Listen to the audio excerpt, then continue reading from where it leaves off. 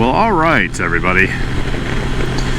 Hope you're having an awesome day, an awesome weekend, whenever you watch this. I hope things are well with you. Paul coming back at you with another live review. This one is a 2021 Kawasaki Versys 1000 SE. I don't know what all the acronyms after the SX1000 or the Versys 1000 or SXS, I don't know what all that is. It's the 1000 cc engine, same as what's in the Kawasaki Ninja 1000. And this is a 2021 version of it. I don't believe there's any differences between the 20, 21, 22, other than some colors. You know, a lot of these manufacturers like to keep with kind of a model and maybe make some subtle changes or performance improvements or software improvements or whatever, but not really make any major changes. So the Versys is, I want to say it's like a tall Ninja 1000. So I have a 32-inch inseam, and I cannot flat foot on this, so it's a taller bike.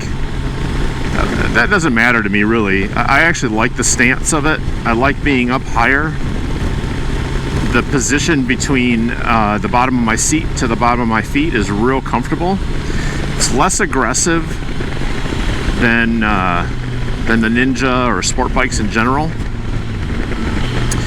The cool thing about this is that it has the same technology as the Ninja 1000. So it's got, you know, traction control, ABS, and stuff like that. You could turn all that off. You can 100% turn it off too. It's not like it's like when you turn off traction control in your car, where it doesn't really fully turn it off. You can turn it off completely on this. There's some settings, and same with the Ninja.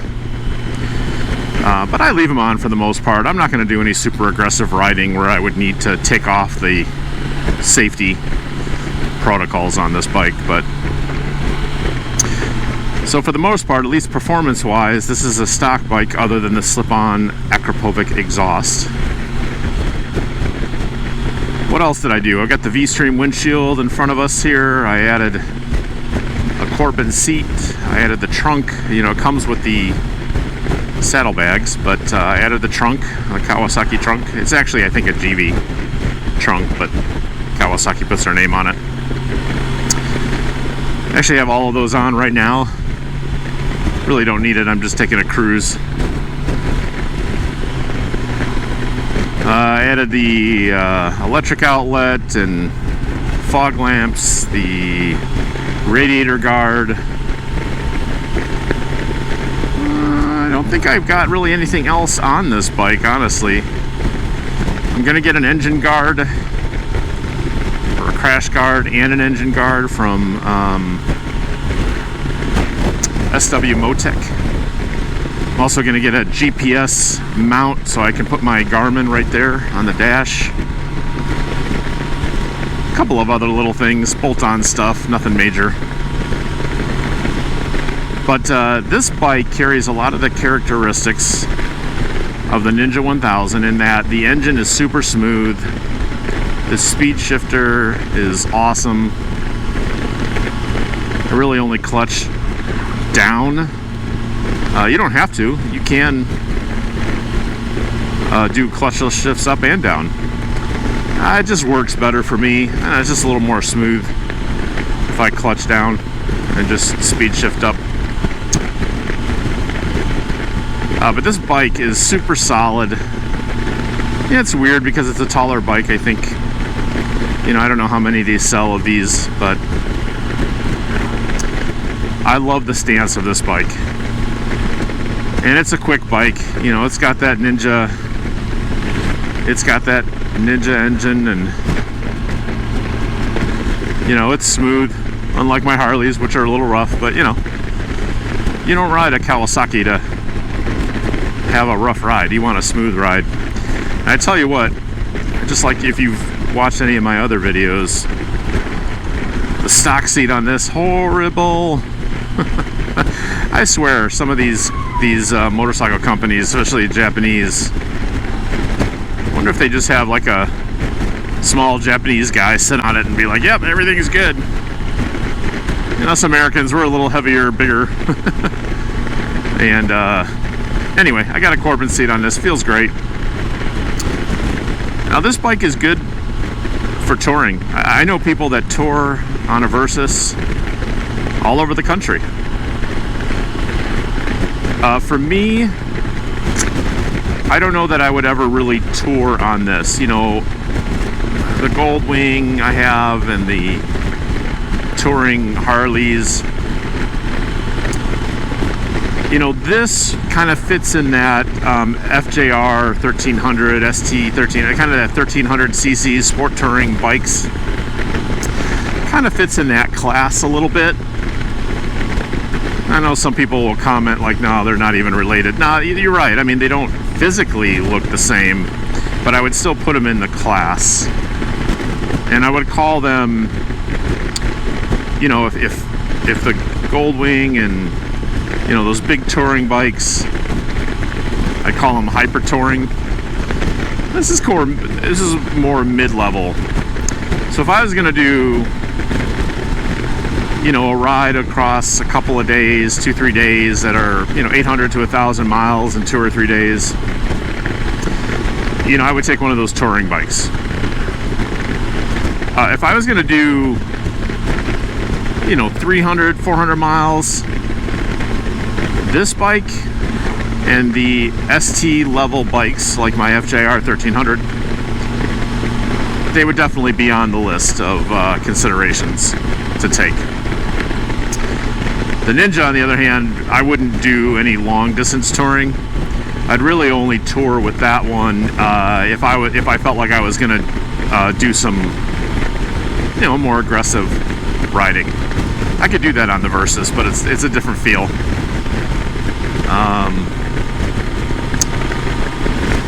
But yeah, this is more of a mid-range tour, like the FJR1300 I have, which I'll do a review on at some point soon.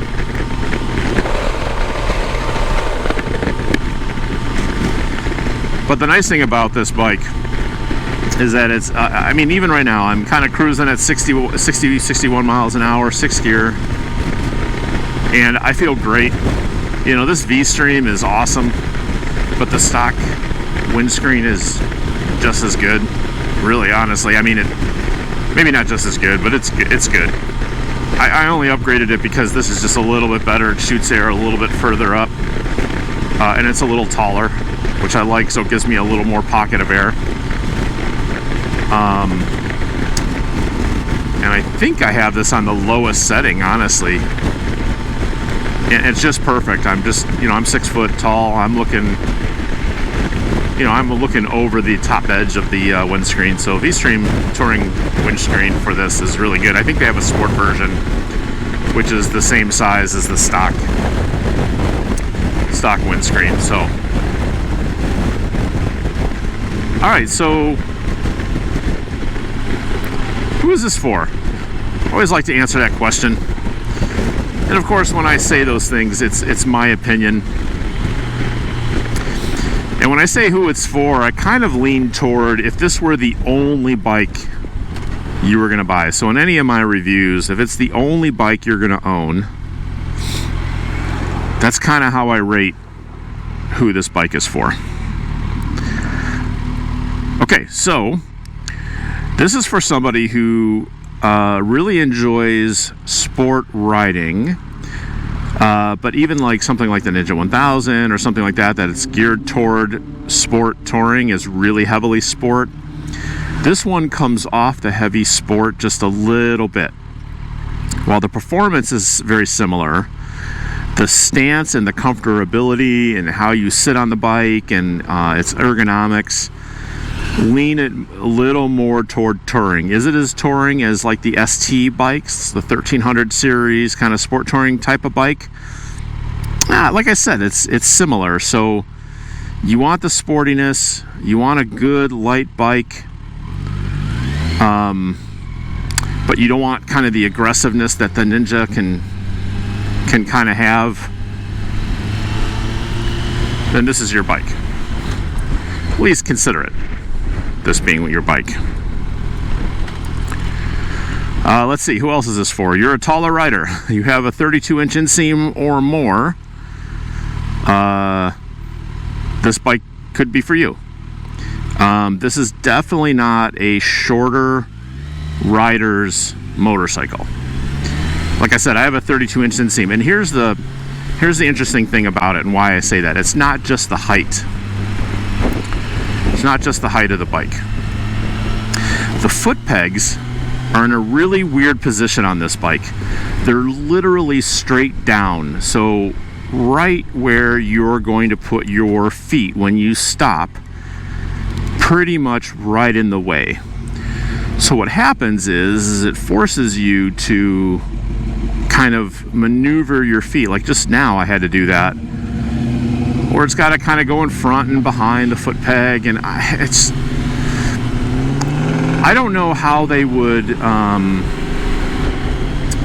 put it anywhere else, to be honest with you. I mean, when you look at the bike, it kind of is where it needs to be, but it just lends itself to needing longer legs because you can't really put your feet straight down on this bike. But even without that, it's still a very tall bike. Now, I believe the Corbin seat lowers my position a tiny bit compared to the stock seat, but even still. Okay, so you got to be a little bit of a taller rider. Who else is this for? Someone who just likes the look of kind of these taller stanced bikes. You know, Ducati has one. I mean, almost every brand has kind of these taller sport bikes. And for a while, these were kind of starting to take the place of the ST, like the 1300 series bikes. So they started making more of these than those. In fact, even now, there are more of these kind of taller bikes than there are ST level bikes. You know, like the FJ1300 or the RT1250 from BMW or the old ST1300 from Honda. You know, Honda doesn't even make a bike in that class anymore like that. So these bikes have really kind of, over the last 10 years, have really kind of come into their own as kind of the sport touring class. But you have to be taller. Okay, and you also have to like the look of it, because it is unique. It's, you know, it's tall. I don't know how else to say it. Who else is this for? Someone who wants to put on, like I said earlier, some mid-range miles on a regular basis. Now, the cool thing about this bike, I mean, other than the awkward foot position you find yourself in because of the foot pegs when you're stopped, this bike is very easy to navigate through traffic, and it's not super heavy bike, but it's very maneuverable. And if you don't have the side bags on, it's very narrow. It can be very narrow, other than the mirrors, you know. So if you're in a state that you can filter or lane split, this is a good bike for that, actually. And being higher, you can kind of see over vehicles a little bit, and you know, so there is some positives there. But you know, this bike, it's kind of in a weird, I don't know, it's so hard. You can probably hear me struggling just in trying to describe it. You know, because it's not my only bike. It kind of fits in that realm where I actually don't ride this as much as I wish I did. You know, I'm either on the touring bikes, or I'm on the Ninja, or the Ducati XDiavel. I've got an XDiavel S.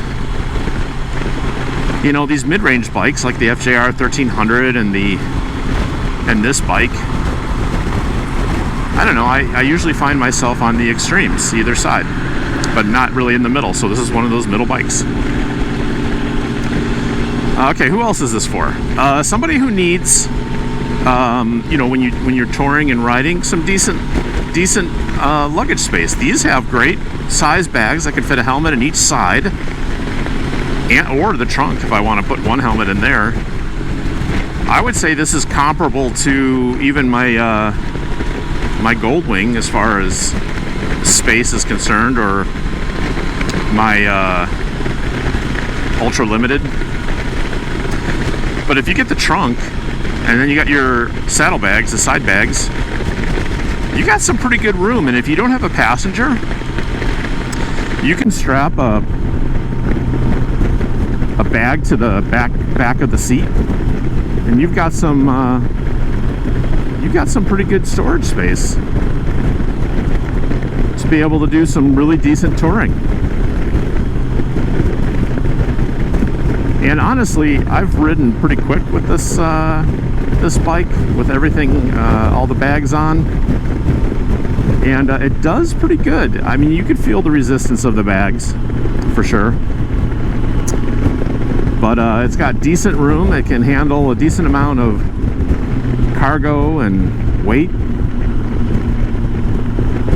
you know. And for some people, you could tour the country on this thing really if you wanted to. It's just, for me, it's more of a mid-range, you know, 300-500 miles over a couple of days, few days is kind of where I would be on this bike.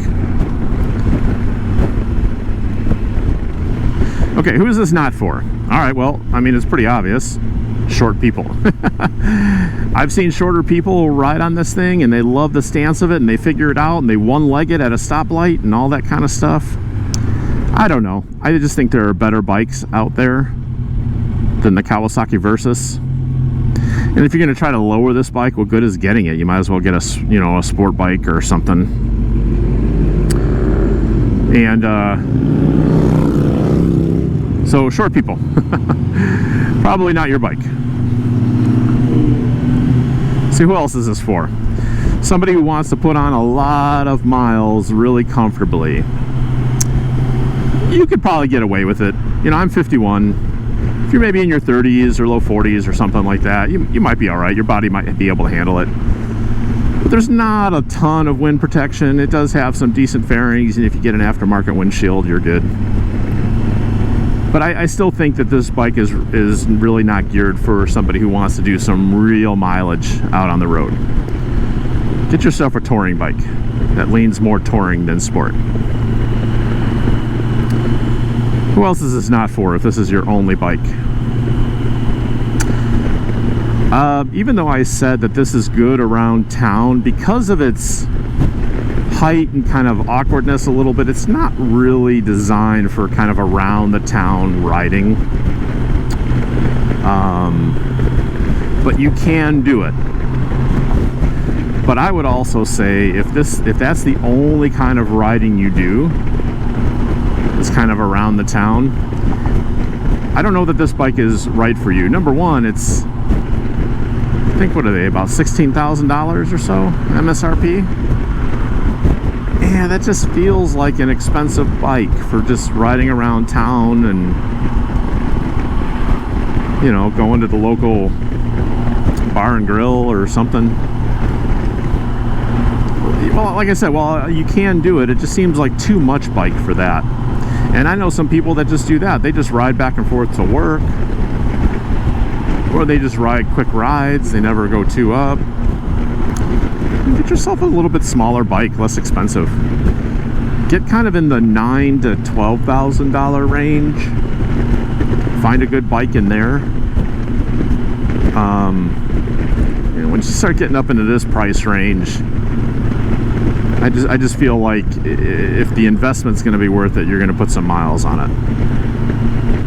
So since I've owned this not even a full year, I have never ridden it just to a town, you know, like a local spot. I've always 100% ridden this thing at least 40 or 50 miles.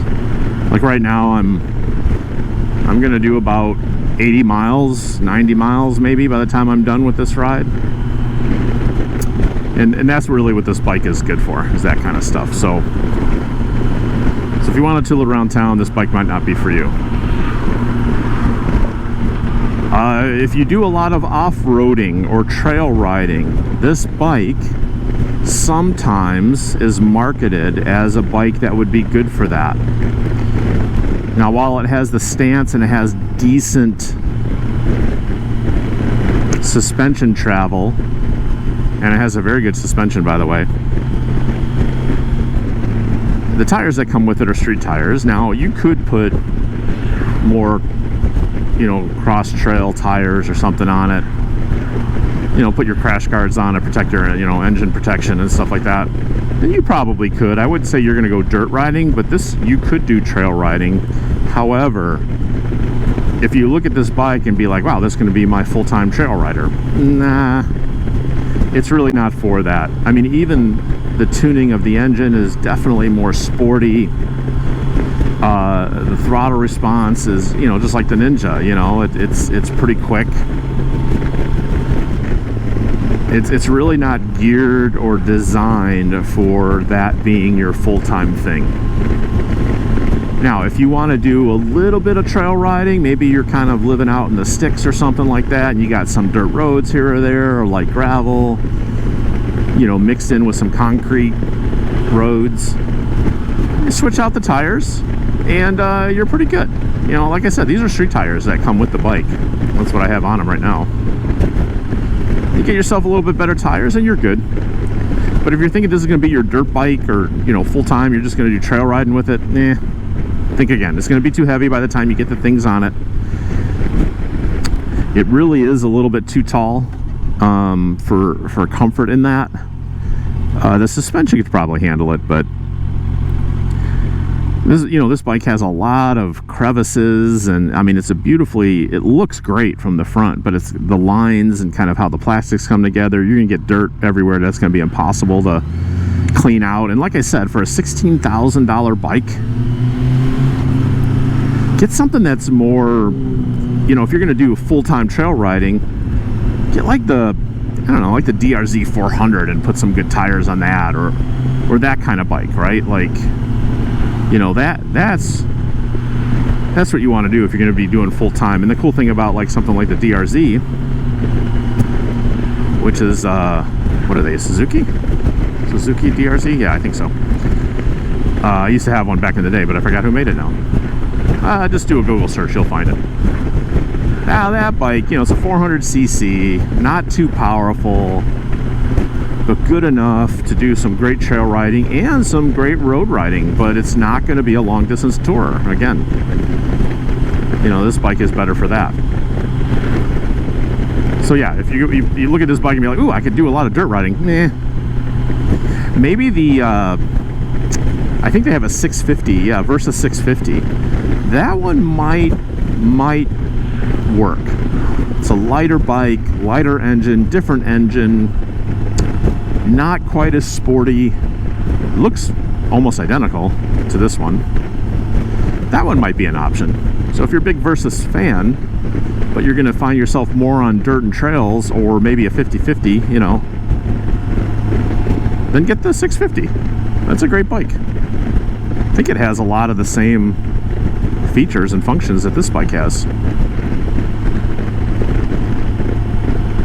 So, you know, take it with a grain of salt. That's my opinion. Okay, so what do I really like about this bike? Love the engine and transmission. Beautiful, buttery smooth, very responsive, very reliable, fun. It just, you know, the transmission and engine on here just, it inspires me to want to be a little more aggressive, probably more so than I should. But yeah, engine, transmission, love it. I actually like the posture the sitting position. Now, like I said, I'm 6 foot, 32-inch inseam, and I would say I'm like perfect height for this. You know, my arms are a little bit bent right now as I sit. Yeah, I'm squeezing the tank, pushing a little pressure on my feet, but I feel great, and a lot of it is contributed to the seat. You know, the Corbin seat really adds to the comfortability. Although it's not fully broken in, it's still much better than stock. So I love the seating position. I like the technology that's included. There's just some cool technology to help keep you safe while you're riding. You know, it has some preload adjustments that you can make electronically. There's really no manual adjustments of compression or rebound or anything like that, but it kind of changes things on the fly, which is nice. So it adjusts to the environment, which is really kind of cool, actually. I also like the lighting. It has these cornering lights, which aren't the best, but I like the idea behind it, and I have seen it work. So basically, as you lean the bike, there's these lights, these vertical lights that line the front edge of the fairing below the headlights. And as you lean, more and more of those lights turn on, shining more light in the direction of your turn. While not stellar, they do work. I can actually see around turns in the dark a little bit more because of those. So they're not just a gimmick, they actually work. I just wish they were brighter. Give it a little more light, you know. I think they're LEDs, so probably about as bright as they're gonna get. What else do I like about this bike? I like the luggage capacity, especially when you get the trunk, but even without the trunk, the side bags, the panniers, saddlebags, whatever you want to call them, really have a lot of space in them. They're great. You have the trunk like I did, and you got plenty of room for a 3 or 4 day trip, even with 2 people. You can go 2 up with it. You got plenty of room. Let's see what else. I actually really like the look of this bike. I like the styling, I like the color. I got kind of the black with some red accents and pinstriping. It's just a great looking bike. I think Kawasaki does the best with the look of their bike. Now, those stellar looks come with, you know, a downside of, you know, you got a lot of crevices and places where you got to clean if you keep your bikes clean, like I do. You really got to get in there with some small tools, but I just love the look of the bike. Very aerodynamic, very well balanced. Even though it's taller and the weight is taller, it's still, even moving it around the garage is actually very easy. Probably easier than moving the smaller, shorter bikes because it's just closer to my height. I don't have to bend down. Speed shifter. Love the speed shifter on this. It works great. I will never turn it off. I don't even know why they have a selection to turn it on and off.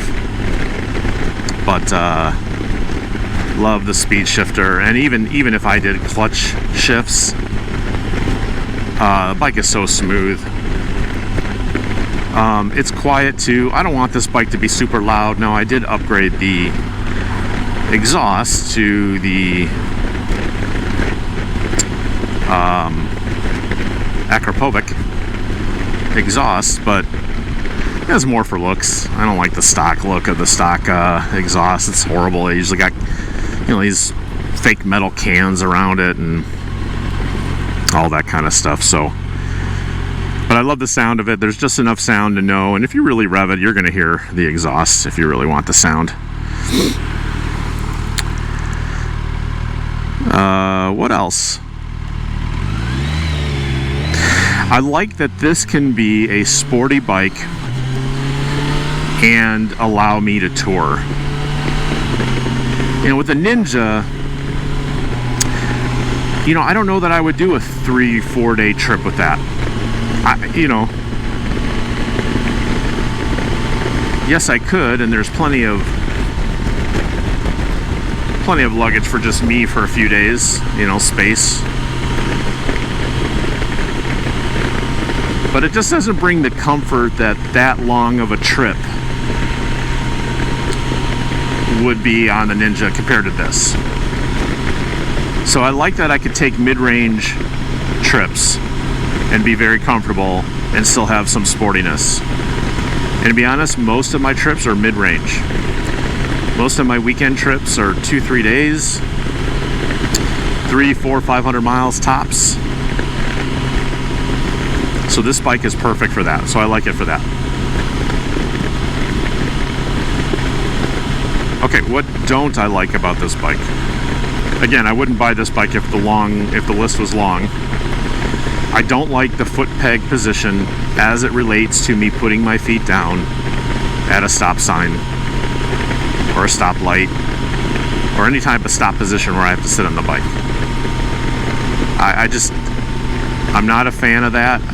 I just don't know another way around it. You'd either have to be more aggressive by pushing them back or pushing them more forward, which you really can't because of where the engine position is. So it kind of is what it is, but I don't like it. What else don't I like? I don't like that you can't adjust the suspension a little bit more. It's all electronic and you got to kind of trust it, and there's some automation built into that. I like to dial in my suspension a little bit better. Even the preloads, there's only like 4 settings. And a lot of bikes are doing that now. There's kind of just 4 settings, 4 or 5 settings. So I wish I could dial in the suspension a little bit more. But I can't, you know, and it's okay. It's, you know, it's all right, but it's just, I got to come up with something. That's one thing. All right, the stock seat. You're going to hear this in almost any video where I'm reviewing the bikes that I own, or maybe even another bike. There isn't a stock seat out there that I like. Now, some people, it's so weird, have no problems with stock seats on ones that hurt me the most. So, stock seat, horrible. What else? I'm not a big fan of the mirrors. I know that's nitpicky, but I'm not a big fan of these stock, you know, metal stem. I like to get some sportier mirrors. Maybe even ones that have lights on them, turn signals. You know, I like to add more light. That's the other thing I don't like, is the rear light. It's really just one center light underneath the seat. And there's turn signals, of course, but I wish it had more rear light. This leans more touring, and I'd like to see more light back there. So I'll probably add something back there, figure out how to do it. Another thing is, you can't get a fender tidy for this thing to save your life. I don't know why. Nobody makes them. So it has this massive fender that sticks down, and I just think that's ugly on this bike, actually. Like the Ninja, there's a few different options, but for this bike, for some reason, doesn't have it. What else? That's it. I mean, I wouldn't buy, like I said, I wouldn't buy the bike if there were a ton of things I didn't like about the bike. And that's really it. This bike is a great bike. If you're looking for kind of a mid-range tourer, you're not a big fan of the ST level bikes, like I said, like the RT1250 or from BMW, the FJ1300 from Yamaha, or even looking at some of the older like ST1300s from Honda or those kinds of bikes. Look at this. Look at the Versys. You're going to love the engine and shifting. You just have to determine if the position, the height, kind of the awkwardness of that is something that you can handle. So give it a shot, take a look at it, look at some other reviews, and see what you think. That'll end my review for now of the 2021 Kawasaki Versys 1000. Hope you guys are doing well. Keep the rubber side down on your rides, stay safe, and I'll see you next time.